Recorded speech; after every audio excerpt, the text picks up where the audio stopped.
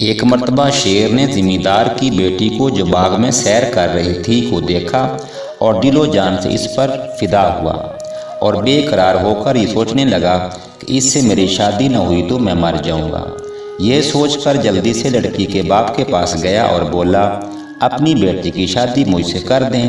اگرچہ یہ بہت نامعقول بات تھی، لیکن زمیندار نے سوچا کہ اگر میں اس کی یہ بات نہ مانوں تو وہ میرے قابو میں نہیں آئے گا اور ہو سکتا ہے کہ مجھے پھاڑ کھائے۔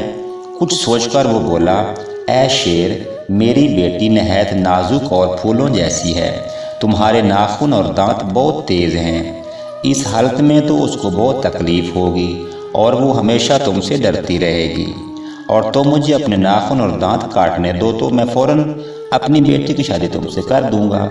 شیر تو زمیندار کی لڑکی پر فدا تھا، بلا سوچے سمجھے اس نے یہ بات منظور کر لی۔ تب اس زمیندار نے اس کے سارے دانت توڑ دیے اور تمام ناخن کاٹ دیے۔